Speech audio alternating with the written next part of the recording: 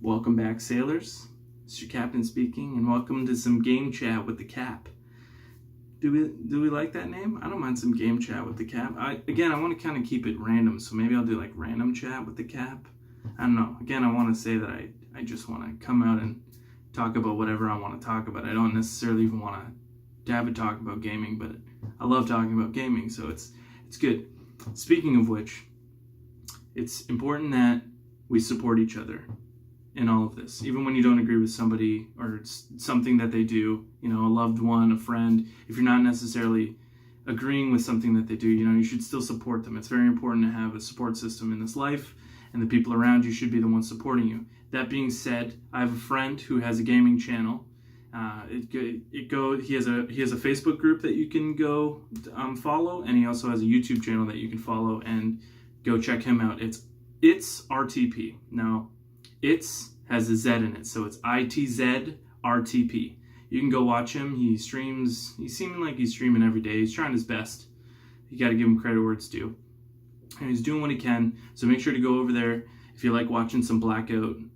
That's Call of Duty Blackout. If you like watching somebody play that more often than I'm playing it currently, then go give him a subscribe. Go give him a follow. Go do all that cool stuff, and make sure to support people. It's very important. We're going to jump right into what we're talking about today, and that's actually competitive gaming. So I thought when I was thinking about this stuff, I was thinking about, him, trying to be a pro, YouTuber or whatever you want to call it, a pro gamer, get the support, which I also want to do personally. I would love to go pro and do that stuff. But sometimes people don't really know how to do that. Now, you can go pro really with most games. If there's a competitive field of people playing it, and I said that poorly. If there's a competitive scene where lots of people are playing a game, you can go pro. It's that simple. More or less, you will find more competitive play in team-based things like Rainbow Six, Call of Duty, Fortnite, Apex, some fighting games here and there, and then some other, like if you were playing like an RPG, like an MMO RPG, if you're playing something like that where there's lots of other people playing, you could probably get into some, competitive fields in terms of that game, or those games, sorry. So what you need to do is you need to make sure that you practice. It's very important to make sure you get the practice in before you try and do anything. Another huge piece of that is to have a team around you. Now, that's only speaking from having a team-based game, but that's really where most of the competitive players sit. So if you want to go pro, make sure that you look at getting a good team together, you practice a lot, and you get into those tournaments. It's very important. There's tournaments that happen everywhere, whether or not they're in your city or somewhere else. You can get into those competitive scenes. Another thing leading into that is about SCUF controllers. So say you're playing Call of Duty, or you're playing Rainbow Six, or you're playing Fortnite. A lot of pros, they use SCUF controllers. Now, I personally don't agree with SCUF controllers. Not that it's something that I can disagree with. It's just something that I don't think should be a necessity for competitive gaming. I think it's nice that a company like SCUF has come out and made these controllers that make gaming easier. But I think that it's degenerate because not everybody gets to have those. It's like, like when you're growing up and you're playing a sport, sometimes the best players are the ones that can't afford to be on the team. So I think that when you take away somebody's ability to play as well as you do because you have something that they don't, I think that that's degenerate. That's almost the definition of it, to be honest. If you have to use a SCUF controller to get a more advanced play against somebody, you're not really better than them. You just have something that makes the game easier for you to play, because that's what SCUFs do. They make the button layouts, and there's quick triggers, and there's all this stuff. That was the big problem with Fortnite, and the reason why I stopped playing in the first place is because they changed the game completely, where people had to change their controls, and it made the game degenerate because people would build skyscrapers within seconds, and that's not really the way that it should be. People should be on the same level playing field always when you're playing, especially in terms of a competitive scene, right? Like if everybody's playing, they should all be playing on the same with the same controller settings, with the same field, with the same views, with the same TVs. It's not really fair that one person gets to have a 200 gig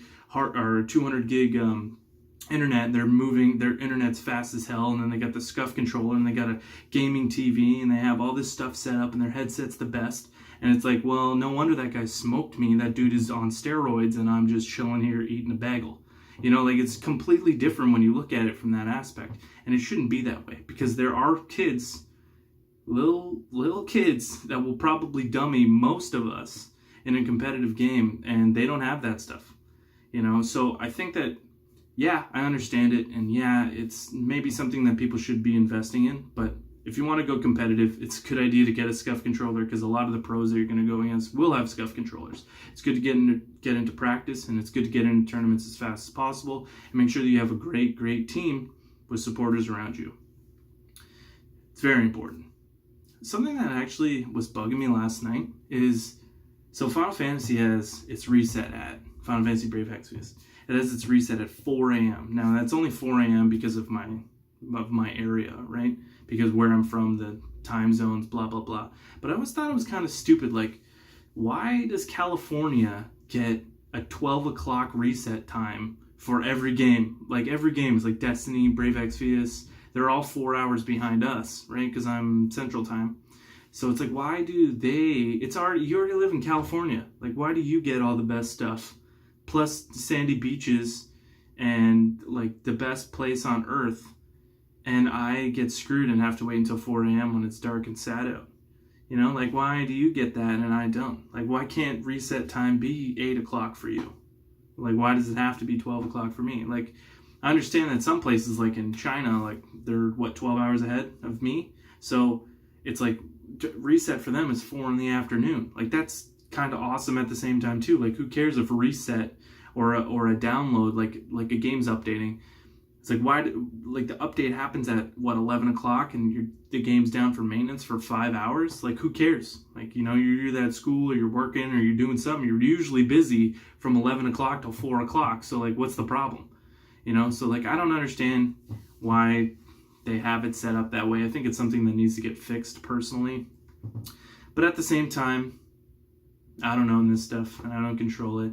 It's just sort of like food for thought. Like, why? Why is it that way? Why me? Anyways, I want to thank everybody for watching. Make sure you head over and you give John a follow. It's RTP. Make sure you give me a follow, a like, a share, and a subscribe. Holy, I stuttered bad there. Anyways, I love all of you. Make sure you have a great night.